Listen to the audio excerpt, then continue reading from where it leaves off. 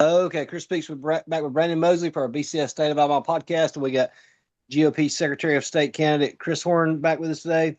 So, Chris, a couple of days ago, the Supreme Court made a landmark ruling on this case out of Louisiana, prompting Governor Ivey to call a special session.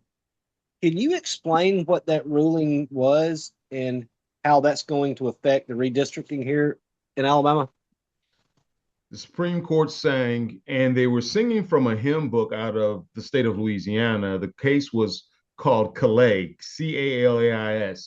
In the state of Louisiana, they were trying to appropriate and apportion voting lines, very similar to what we do here in Alabama. However, there were a snake-like district that kind of snaked through the state. And essentially, this time you had, white complainants saying, "Hey, we're feeling discriminated against," right? Normally, it's African Americans or other minority groups. And what was on the line was it discriminatory or not? And a Section 2 violation could possibly pop up here in Alabama, where we have to have pre-clearance here in Alabama before we draw lines. So that's what sparked it, is that case in Louisiana. And that case was decided back in October. And the Supreme Court decided earlier this year what they would do with that case. And this is just the announcement. Typically, the Supreme Court makes its announcements either in the beginning of the year or in June. This time they cut the butter in April. And so what we have is an extraordinary case of timing where it impacts our congressional elections here in Alabama. Now, we have been sitting on this since the last time the three of us got together. I think I said to you this was coming. I think I was very clear that this was going to be a monumental shift in Alabama for the 2026 elections. The reasons why I believe that, even probably around December of last year, the ability for the United States government to play in these kinds of elections is sparked by other states, because states are having their own statewide referendums of how they want to handle how do you carve up the map. And typically it's been done for different reasons. But this year in California, this year in Texas, this year in Virginia specifically, the Democrats have gotten together and said, "Hey, we can play this game too." And they've rallied at the polls and gotten referendums across where they're taking 90% of the district and turning it blue just by the referendum. And state legislatures across the country have been looking at that. I have been focused in targets on Section 2 of the Voting Rights Act, which will require states that have historic discrimination, like the state of Alabama. Like as I said before, my parents could not vote, their parents could not vote, and this was all into the 60s or so. So this trajectory has been coming to Alabama, and for me personally, 2 years ago, I ran against congressional district that is occupied by Democrat Terry Sewell. And what I decided to do is work very closely with state GOP. And it was like, look, guys, we need to prove so that the Supreme Court 2 years later, which is now, to say that a state can choose a candidate of their choice despite his color, despite his race. And I think that I can do that, and I can cross some lines by running for the Republican primary that would do it. In 2022, I proved that Black voters and white voters could work together and vote for Christian Horn. So from a statewide perspective, I showed that the big lie was that African-American voters, really Democrat voters, said, we don't have anybody to vote for that expresses our values, our concerns, and our geography. That was the big lie being told, that there was nobody out there, i.e. no Republicans, that looked like us and expressed like us. Well, I was there. I've been there since 2022 on a statewide run. And in 2024, I ended up running against Robin Lydecker. And Robin and I had we had a good time this weekend because we were down in North Jefferson County, and we were talking about what this was going to happen. And she told me, Chris, you were right about this all along. What happened in 2024 is I put my name on the ballot to run against Terry Sewell to make that case for congressional districts. Did it for the statewide, now congressional districts. And I met with Steve and his folks at the Attorney General's office. I told them what I was going to be doing. And they're like, hey, this is a great idea because you can help the Supreme Court by proving that, yes, there are African-American candidates that may not be Democrat, but the African American can say, we have somebody who expresses our culture. Hey, from Huntsville, Alabama, born and raised, grandparents in Birmingham, Alabama. My mother grew up downtown. My granddad grew up as a pastor downtown, working at Bethlehem Steel Underground, was a pastor there.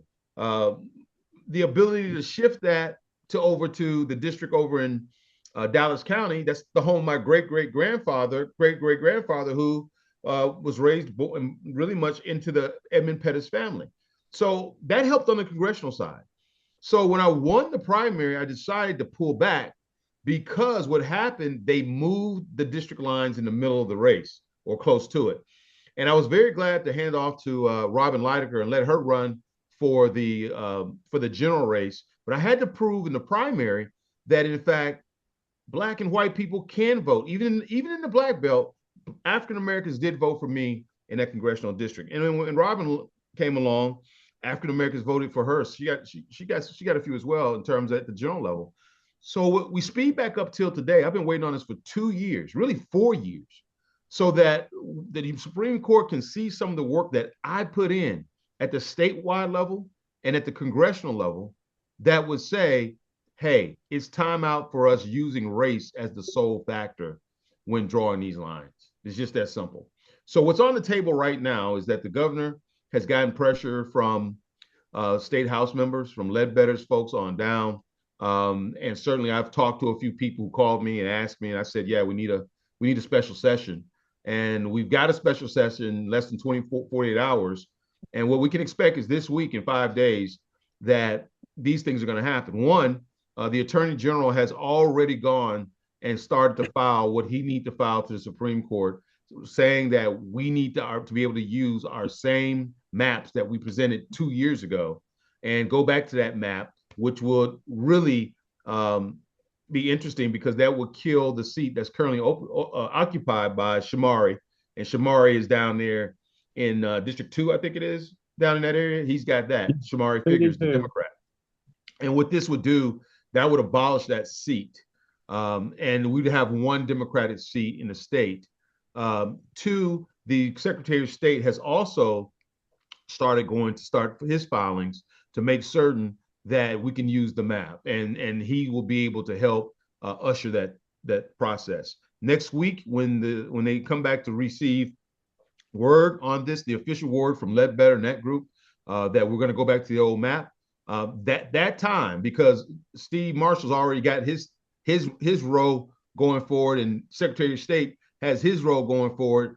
Now we need to balance it out by calling out and having a new primary for congressional districts and for those districts, Senate state districts that need to be redrawn. And so we've got the maps for those state Senate districts, and we've got the congressional district map from 2023 that we had proposed to the U.S. government.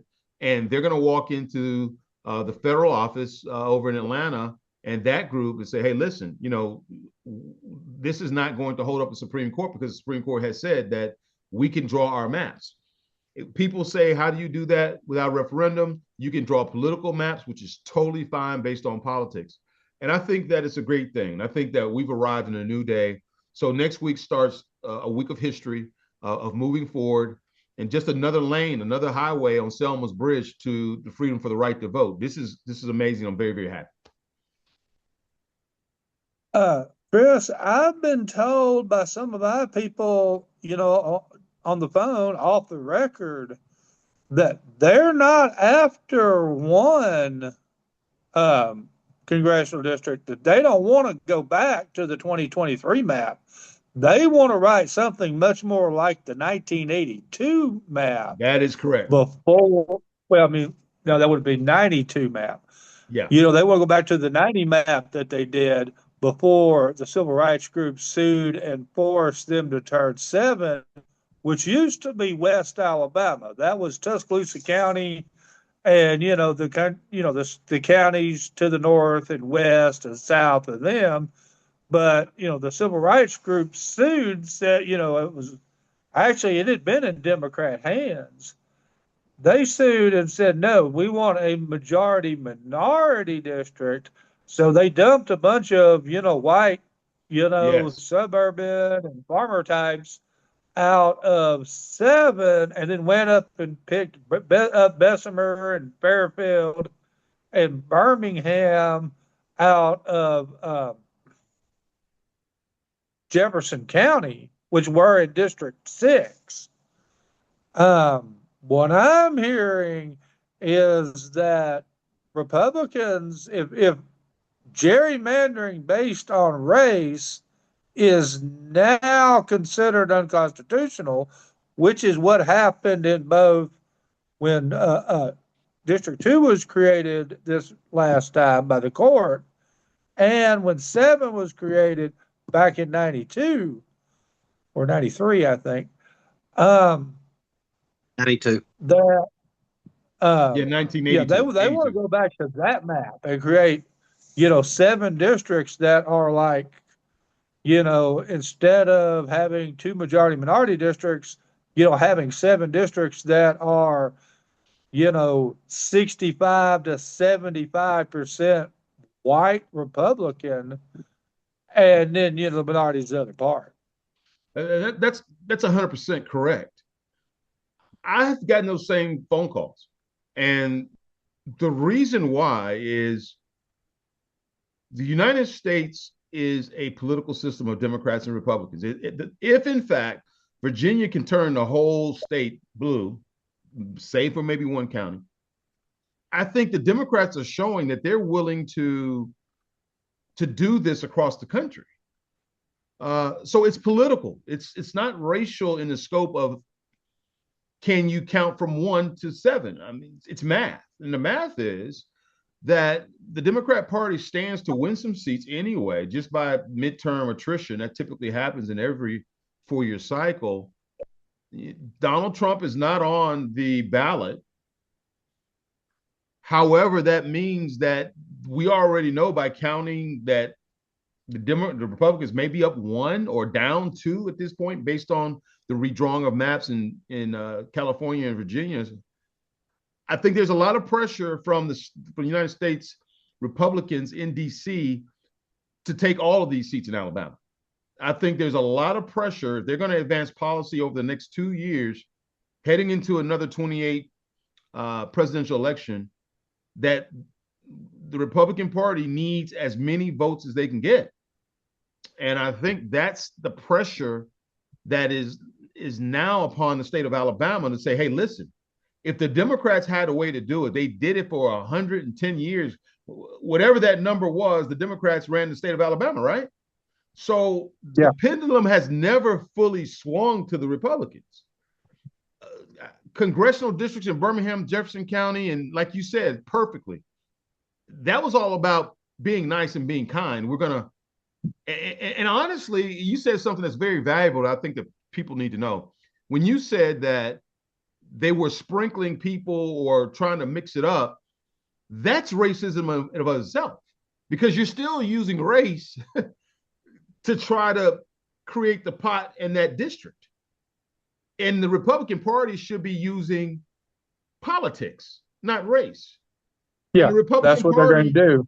Yeah, the Republican Party in Montgomery is the majority party, right? So if you're the majority party, whether you're Democrat or Republican, if the Democrats were running things, I would say Democrats run the table, get them all. I would. That's just the natural flow of the flow of things.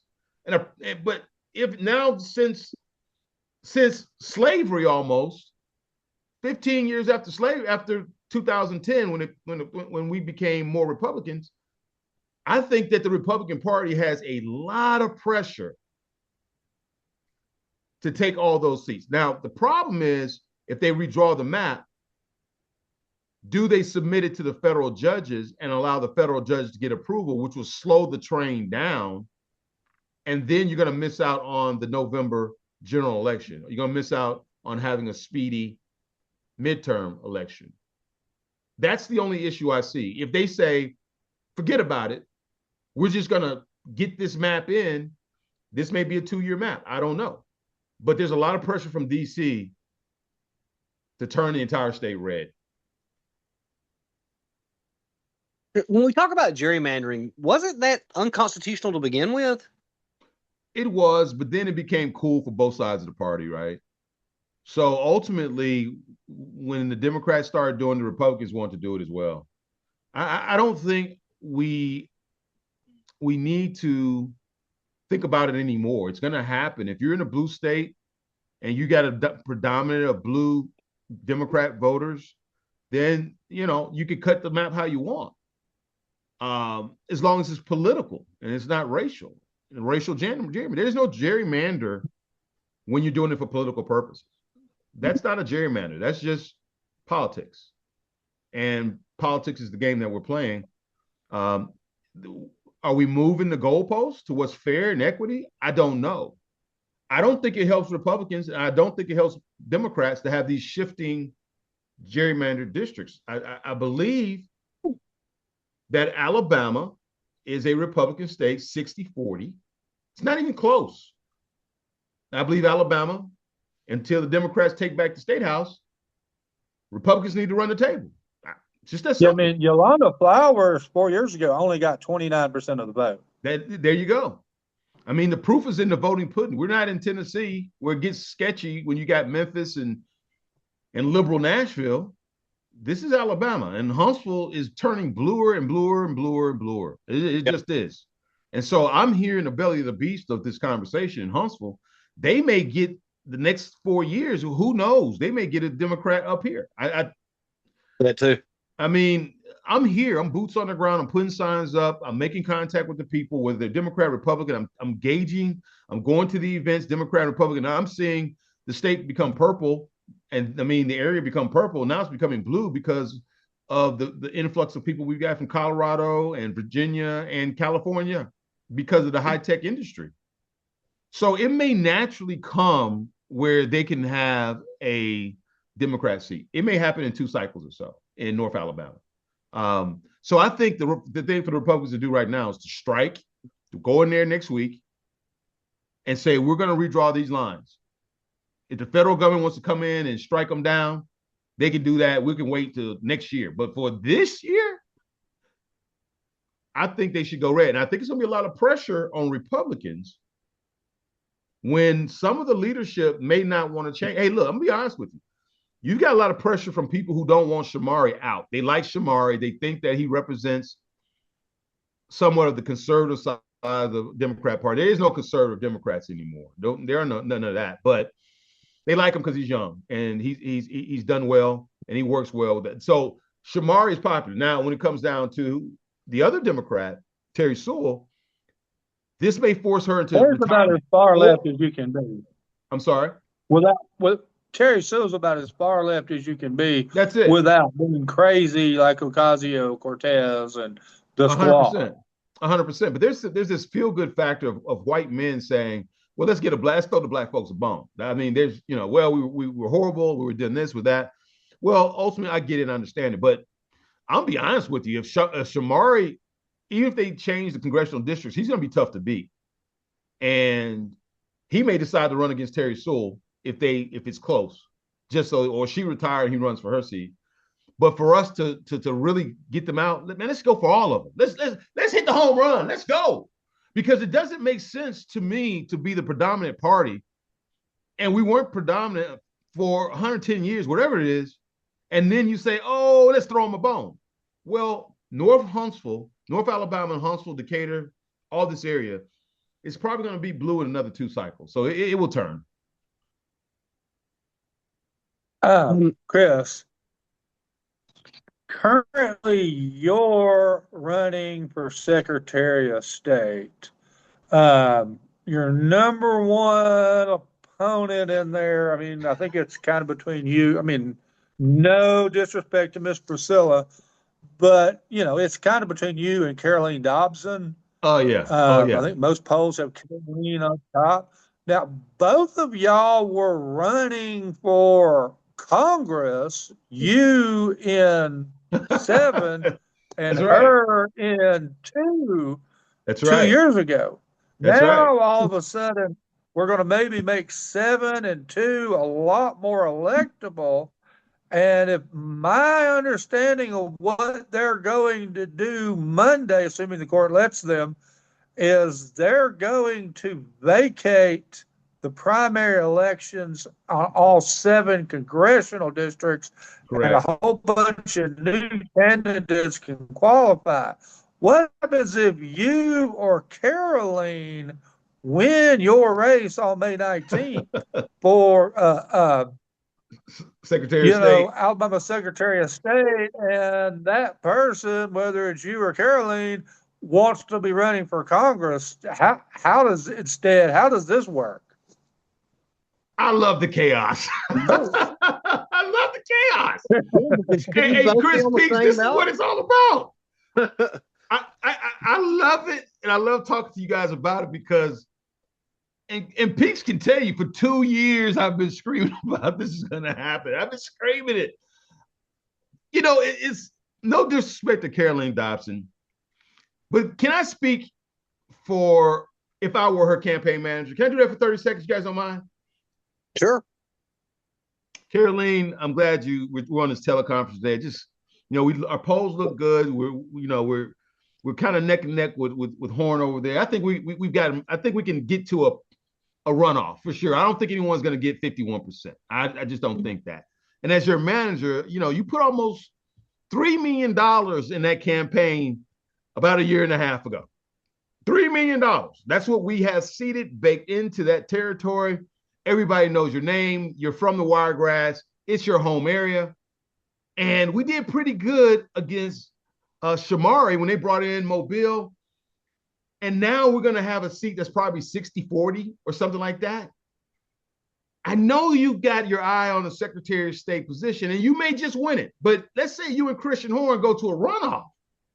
Would you rather go to a runoff against him, or would you rather, beginning of May 1st, get ready to get you some new shoes and some great dresses and get ready to run against anybody who wants to take you on in an election that you just ran? We've got money. You got $500,000 from your own account. You got $300,000, Caroline, from those big companies who gave you the corporate money. We can return their corporate money back to them as you exit this race for Congress. And then once we return that money back, they can come back and give us the money back for the U.S. Congress race. You will have a run for about a month and a half. And I don't think Harrison, or whatever his name, who's running down there, he can't beat you. And Harrison. Yeah, that guy. Now, the other side, Brandon, I have to say to Caroline, is you can stay in this race for Secretary of State. And when you run for Secretary of State, and let's say you win by 51% in May 19th, you still have decisions to make. Because what do you do? Do you watch someone take a seat that you really, really, really wanted for Congress? And then jump into the congressional seat? Because then the party would get a chance to select who they want to be the candidate for the Secretary of State seat. It'd be hard to overlook Christian Horn because he's been doing this a while. But the reality is she's in the catbird seat. Caroline, you're in the catbird seat. Even if you pull out now, you're not going to lose anything. You can just simply say, hey, I pulled out because I want to run for Congress. And you can go out and for the next 2.5, 3 weeks, you can raise another $2 million for Congress easily. You don't have to restart your congressional campaign. You still got your former campaign still on file. So it's your decision, Caroline, that do you want to be the only woman that represents the Republican Party probably in DC's Congress? Or do you want to be Secretary of State and take a shot the next time? Let me ask you this, though. Let's say she wins that May 19th primary. Is there anything preventing her from running for Congress and being on the ballot on both? No. So she could run and then resign as Secretary of State. I mean, well, what happens is, and this is why I love the chaos. She would not have to. Go ahead, Brandon. Yeah, she would not have to resign because she would never be sworn in because you actually have to win the general. But see, now if she decided, or let's say, God forbid, she got run over by a bus, all of a sudden that position becomes vacant. I think, my understanding, the Republican Steering Committee That's correct. could pick a replacement candidate. They could pick me or Christopher if they were insane. I'm saying if To she's on the be the ballot for Republican both those nominee in there. November, Or she wins both seats. If she wins Secretary of that's what State, I'm saying. She would not be okay. on the ballot in both seats. That's not. No, the party would not allow that to happen. So the party would have to So step in and say, you got to make a choice, either that's Secretary of State correct. The or. party would Okay. step in and say, well, we want to choose somebody for Secretary of State. Now, I'm going to tell you, the party would have a real problem, and they could do what they want. But if it happens and they try to choose someone other than me, you know the problem they'll have? They would have the problem of making the Democrats right. And that would have federal law implications. Why did you overpick the black guy? Although I'm saying I don't see the color, but the United States Supreme Court is trying to say that we don't need the VRA Section 2 anymore. But then when you had a chance as a party to choose your candidate, you chose someone who was not even running in the primary, right? So it's going to be a catch-22 there. So Colleen, back to your point, if she wins in May, that's the question, because at that point she could the new primary date, there is no new primary date for the state elected candidates, state party, Secretary of State, governor, lieutenant governor, whatever happens in May happens in May. Now, for that matter, you face the same predicament if somehow you win on May 19th and then decide, hey, maybe I would rather like to run in this redrawn CD7. Yeah, I'll be honest with you. Hey, Brandon, I got two campaign managers right here. I'm just telling you right now. I'm licking my chops. Literally, I didn't know I was doing that, but I'm licking my chops because it's like, I know I can win that. I know I can win that. But is a bird in the hand worth two in the bush? I mean, you give up. Well, here's the hand, and that's the Colleen issue. Colleen has to strike now, because what she had to do when they come out of Congress, she should be making phone calls today. And I get you, I bet you money Sashy's on the phone, her manager, and he's making calls today of how much money can they raise in the next 3 weeks for a congressional run. That's what he's doing. We're overlooking the fact that, well, yeah, Caroline had the nomination in two years ago, and you had, well, you know, you backed out. He's breaking up a little bit. Yeah, so I did have the luxury of winning at the poll, at the Republican poll. I mean, that day, you know, I won almost 60-40, almost then, 59-42 in that area. I mean, I love the opportunity to run for Congress, and I know pretty much how they'll cut that map. They'll probably cut that map where Gary Palmer's seat, they're going to keep that seat over there. But what they'll probably do is shift more and cut Jefferson County in half. And when they cut Jefferson County in half, on the west side, they're going to go back up into what's above Tuscaloosa. Is that Franklin County? Right above Tuscaloosa? And that would be Walker County. Okay, they're going to get Walker County, all of Tuscaloosa, and that seat is going to be 60-40 when they're done cutting it. Yeah, I think what they plan to do is 7 will be West Alabama. Correct. I think they're going to move Robert Adderholt's District 4 into Jefferson County and take Pleasant Grove and Gardendale, all that. Yeah, Gardendale and Forestdale and all that kind of stuff. Who's that guy right there? That's Peaks. And they're probably going to move 3, which is Mike Rogers' district, across the St. Clair County line and probably take Irondale and, you know, maybe all the Gate City and all the way to the Birmingham Airport. And then just give the rest of it to Gary Palmer. Yeah, I think that's what's going to happen. But here's what we got to bank on, guys. Here's the part that's kind of, I love this chaos. So we've got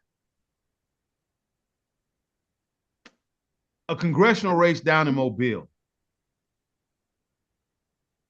And they're going to cut that seat up. Yeah. They're about to cut up that Baldwin Mobile seat up. Oh, yeah. That's the reason why I think Colleen has. I don't think, even if it were me, I mean, if I decided to get in my car and say, you know what, my daddy's from Mobile, my family's from Mobile. I don't think this guy Harrison from Montgomery is strong at all. I just don't. And I will tell you this: if he runs and he doesn't, and he's running one-on-one against Shamari, he's going to lose. Oh yeah, but he's going to lose. No disrespect to him. I'm just saying that he doesn't understand that Shamari would get national money to run against a weak Republican candidate who's never run for anything before. And the party is going to have to step in and say, hey, we like you, but we're going to have to put in a strong candidate who's already worked hard, put her money in it. So I believe the party is going to try to avoid the issue and try to get her in that race. Now, back to your point about me.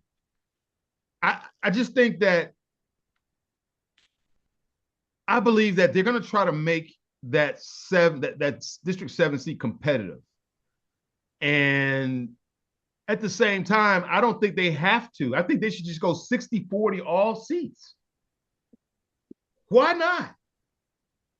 Because we're only going to have this one little opportunity. Now, when it comes to South Alabama, I just don't. I mean, we had Martha Roby. It wasn't Roby out of that. Did she win that last? Yeah, Martha Roby had 2 before Barry Moore had 2. And then, of course, they wrote Barry Moore out of his own district and put him in 1, where he ran against Jerry Carl 2 years ago. And that's when Shamari won it over Caroline. But now, are we overlooking when they open this thing up and we make these districts a whole lot more Republican, there's going to be other players step in, like 7, that, Morgan Murphy is chomping at the bit to get in there. Paul DeMarco, might decide he wants into that.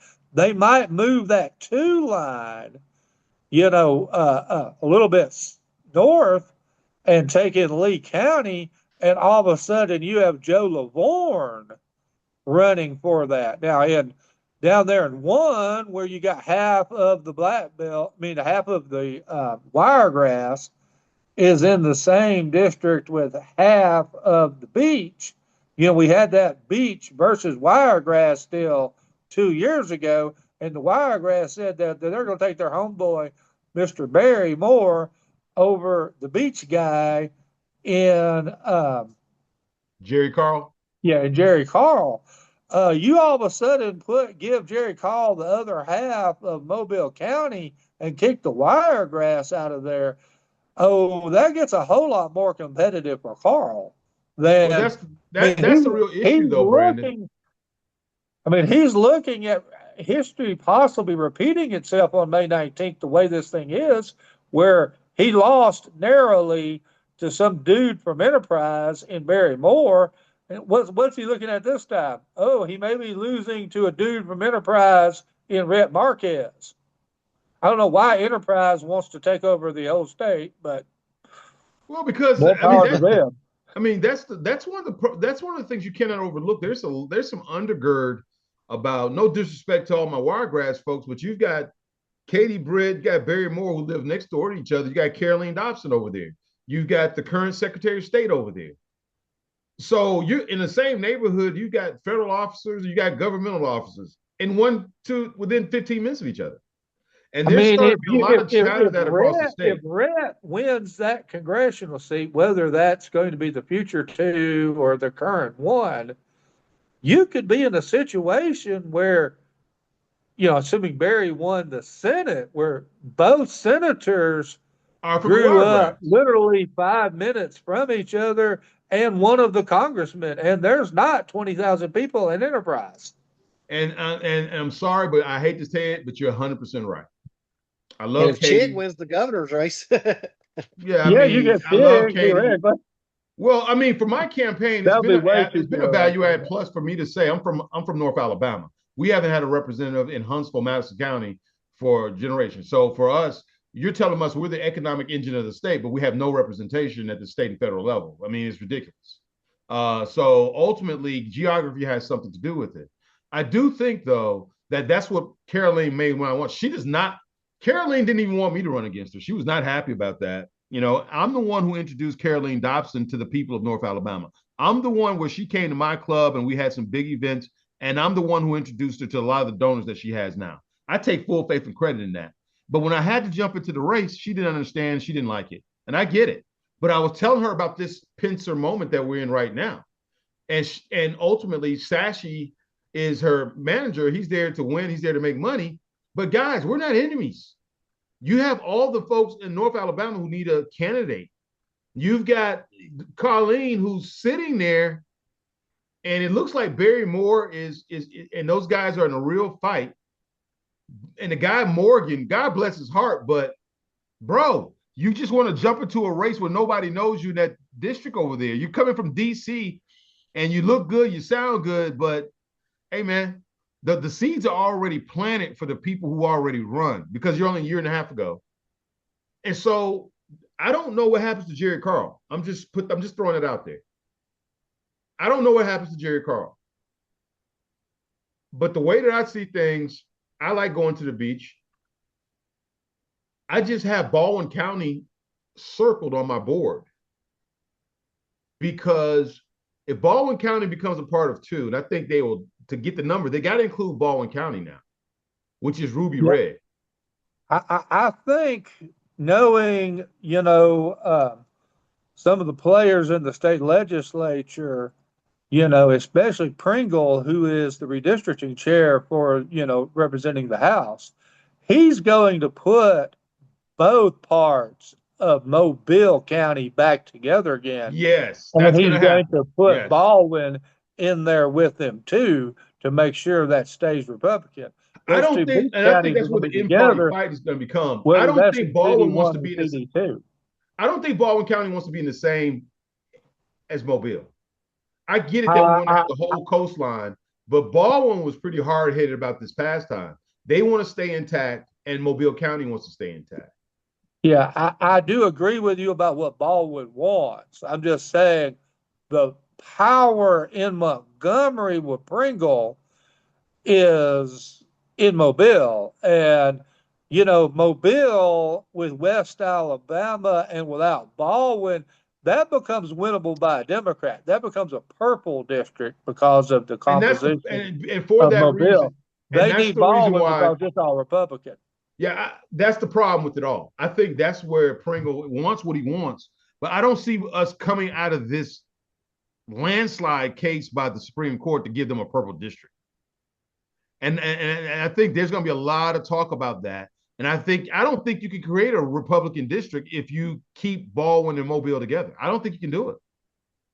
Mobile Chris, is sliding purple as well. I think that you have to take Baldwin and put it up with the Wiregrass and Montgomery. That's the only way that you're going to be able to create 7 red districts. You've got to have Baldwin and you've got to have Wiregrass. They'll take all of that the Republican part of the Wiregrass, and that's that they moved that the special master moved to 1. They'll put back in 2, so the Wiregrass will control that puppy. And then they'll come back north like they did before, and they'll grab Elmore and Autauga, which is Republican Central, and throw them in there. And between the Wiregrass and the 2 of them, they'll overpower Montgomery. It's just going to be really, really, and that's why I kept saying this is up to Sashi and and Colleen Dobson. That's the reason why I keep saying that. Colleen, because let's just face it, I'm a North Alabama guy from here to Birmingham to Tuscaloosa. I get all that. I mean, but I can walk statewide. But because she can walk into a room and say, hey, I put $3 million in this race just a year and a half ago.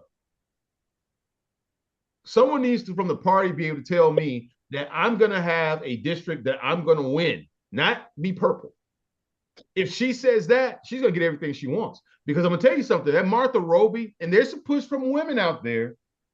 People don't think it's real, but the AFRW, Republican women, there's a push there to see if they can get a Congress lady back, just like they had Martha Roby. And I think that's what's going to happen. Chris, someone's going to do some political cross-dressing here. I can see it coming. Chris, the data on these districts better than anybody I know. If, last time Caroline got beat 54-46 or 53-47, but you had Donald Trump on the ballot. If That's these right. don't get, if it stays the way it is right now, how bad do you think Shamari would beat Hampton? If they kept the districts where they are, right? How much? I think he would beat Hampton 65-35. Really? Wow. Okay. And I'm saying Trump is not on the ballot. We're already expecting, because the attempt on his life and all the chaos with the gas pump, there's some headwinds against the Republican Party's energy of getting people to the polls. I'm out here. I'm seeing it. You can't go out here and raise money when gas is $5.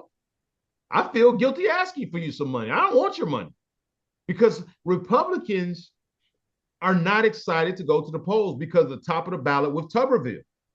So you don't have Trump and you don't have a competitive race. I'm talking about the midterms now. I'm talking about in 2 weeks. You don't have Tuberville. So what do you have? And now you've got chaos. Now that you have chaos in the system, this is going to reduce the turnout by about another 8 to 10%. People are going to say, let's wait till this all shakes out. I'll stay home. But now you will, in theory, have Tuberville versus Jones as the prize fight in the general. That is correct. That's where we. I'm still not convinced Doug's going to win that. Well, I think it helps the Republicans. I think it helps the Republicans because of the prize fight that's coming. Because what you're doing now with the congressional districts, you're bringing in new money, new voters, and so you're going to have a re-energized process between May 19th and November. We've never had that like that. I won't say never. I got to lean on you and Brandon on that. But you're telling me we're going to have 7 new elections for Congress in the middle of the summer? Because what do you think is going to happen, Brandon? When are we going to have the election? If in fact the State House meets this week, when do you think they're going to say we're going back to the polls? Probably the 3rd Tuesday in August. Okay, so that gives you. But that's just going to be the congressional, and then Elmore and Montgomery County in the state Senate. They're going to overturn that recent redistricting. Okay, so if we go back third weekend in August, that means that Republicans are going to vote May 19th. They're going to turn around and vote 3rd week in August, and then they're going to turn around and vote November. That's 3 votes in less than, 6 months? And that's what I'm saying is that's bad news for the Democrat Party. Because guess what? The Democrats are going to come up with some candidates too. This is so much chaos. I love it. Because the power is back into the people. Steering committees, people would like them to pick their own candidates. This is why I love Secretary of State, to get people excited about voting, to get them to go to the polls and vote because of things just like this. Because what you're saying, Brandon, is we have controlled chaos, and those who already have name ID are already ready to go. Because if you don't have name ID, you don't have time to run for a congressional race. You just don't. There's not enough time to do that. It's just not. Is it fair to the voters who've already voted for their congressional candidates, whether it's down there in 1 or Case Dixon versus Gary Palmer in 6, or all those Democrats that are running, against Strong up in 5, that, if you've already voted absentee and then the legislature comes in and says, no, this isn't going to count, we're going to do it in August, is that fair to the voter that's already voted? Well, the straight up answer is probably no. But the risk, it's not fair for us to go to the gas pump and pay $4 a gallon, but we support what our president is doing. And everyone may not agree with it. So it's one of those pincer questions of equity where for the first time, so what? You got to go back and stand. You haven't stood online. That's the reason why I'm a stand online guy. And Chris, I'll tell you, even last time I ran for Secretary of State in 22, I won't stand online voting unless it's a rare necessity of elderly, you're sick, you're in the hospital, overseas military. I won't stand online voting. That for this purpose, this reason right here, just in case something happens. I won't stand online voting. I want to double the amount of poll places so you don't have to stand in line all day. This is why. So it doesn't really impact you if you're a stand online voter. If you're an absentee voter, so what? You can still get your absentee vote and do it. Vote for the same person again, probably, because you're not going to lose a candidate. I think it's going to hurt. It won't hurt up here, but like we were talking about down in Jefferson County and West and down in Southeast Alabama, those are the people who are going to be more impacted. Let's just be honest. If you are having to vote for someone new, they're probably not going to vote for someone new. They're going to vote for the same person. That's why I keep saying, if you already have name ID and you've been working out here 2, 3, 4 years, 2 cycles, you have a heavy, heavy, heavy hand with those people who know you or know your name. Now, the question becomes this week. Brandon, I'm concerned about the map fight.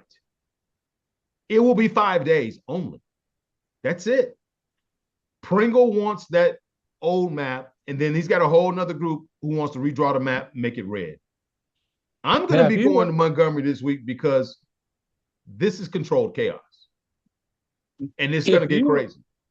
And the conservatives, the hawk conservatives in the state, they're not willing to give the Democrats anything. And those who may not be as hawkish don't want to look like they're turning their back on Trump because Trump wants it to be solid red. And that's going to be the political fight of the decade. Is it going to be your hawkish red conservative? Or is it going to be your kind of soft conservative? And if they see you as kind of soft and you say, well, we should carve one out for the Democrats. Ooh, buddy, I hope you're not on ballot because a lot of these Republicans are on ballot. They're on ballot on the 19th. So if they don't vote for an all red map and the voters find out they didn't vote for an all red map, they could lose their primary, losing the primary. And that's just the way that is. Hey, Chris, let me ask you this. Virginia is what, like a 53-47 or 52-48. I know they had a Republican governor in the past, but it seems like all the, outside of like the Arlington area, that's where all the blue votes are out. Everything else is red. Have you seen that map of how they cut 11 or whatever Democratic seats out of that? I mean, I can't figure out how they did that. I took a brief look, but you got to understand up in the Tidewater area, it's going to be blue. I mean, it just is. Virginia has been it's been really competitive. It's starting to get more competitive, but God bless them. Hey, man, they had the opportunity to take the whole house. That's what they did. That's just like I'm not gonna kneel on the 1 yard line when I can score the ball and win the ball game. And so Virginia has put themselves on the map and said, hey, y'all want to have this fight about redistricting? They showed up at the polls and said, okay, well, this is what we want. We didn't win that battle. The Republicans didn't. And we're going to learn a lesson from that as well. Once you start pushing this ballot redistricting fight every 2 years, there's winners and losers, and you don't want to lose a state like Virginia that's got a lot of people there. That's the reason why there's growing pressure to make it all red. But at the same time, there are a lot of Republicans who don't want the drama, and they want to keep it the 2023 map. That's what I see. I do think around the country, I don't like this. I don't like weaponizing. You're right. And at the same time, there's certain areas of the country, though, that are losing so much of their population. Those people are going somewhere, and it's causing this. Michigan's population, down. Wisconsin's population, down. And then they're going to Ohio. They're coming down south to chase jobs. And so in Kentucky and Tennessee and Alabama, it's forcing us to do the redistricting because we got more people coming. So I don't know when this ends, but I don't like it. Even as Secretary of State, I want people to be represented, sure. And some Democrats, you just got to become Republicans, guys. Join the bandwagon. I'm just saying. I mean, it goes back to from 1865 all the way to 2010, 2012 Tea Party. A lot of Republicans had to be Democrats, did they not? Yeah. So you know, it's going to be. I think the Democrat money is probably going to influence some Republican voters. I can feel it coming because I think that's what the fight is going to be. And I haven't talked to Pringle yet, but we need to talk. But I'm going to tell Pringle straight up. I mean, go ahead and do it because the court can strike it down 2 years later anyway. But as long as you do it on political and not racial, this is a crazy time to be alive. Brandon, Chris, this is a crazy time to be alive. Where are you guys going to be this week? Oh, I'll be in Montgomery. Yeah. I'll be falling from home. Yeah. So what do you think is going to happen with this map? What do you think, what's your percentage, Brandon? What you think is going to happen? Are they going to go all out or are they going to keep one district somewhat purple? If you remember the last time we redistricted, without the court telling it, the court getting, involved in doing the map like they did last time. Chris Pringle came up with a map that, the redistricting committee prepared, but then his sidekick, Steve Livingston, produced a much more pro-Republican map than the compromise map that Pringle was offering the court. I remember that. The Senate voted down the Pringle map and sent the Livingston map back to the House. Like, stick it, dudes. Of course, then the court said, yeah, no, that we're not allowing that. So are the two of them on the same page? It's like, okay, I can sort of understand Pringle. I don't know if Pringle necessarily speaks for Livingston. I should drive over his house. He doesn't live far from me up in North Alabama and ask him straight up. But I really believe there's going to be a lot of pressure. I could just feel there's pressure coming from D.C. that's never happened before like this. And the message has been sent from the president, I want every seat. And why not? If you don't give the boss what he wants, he's got an interesting way of striking back. We can't afford, the Republicans cannot afford to give up one seat. Yeah. No, what is the margin right now? Is it 2? I think it's 2 or 3 max. It's not much. 2 to 3 max. Every seat now is critical. And then you're not even from a numbers perspective, which I like. I cut the numbers up. That's not even taking into account you losing some of the seats that you thought you were going to win. Yeah, because you said traditionally that you always lose in the midterms. Always. Especially the party in power. Yeah, the party in power always loses in the midterms. And now you got a party in power with $4 gas. Yeah, that's all people care about too. That's all they're talking about. I keep on saying it because I drive an F-150. And I told Barry Moore last week, he was up here. I'm like, look, Barry, hey man, let's move this. I'm a businessman. Do you know how many Republican small business owners there are out here that are complaining about the gas price because they have a vehicle heavy business?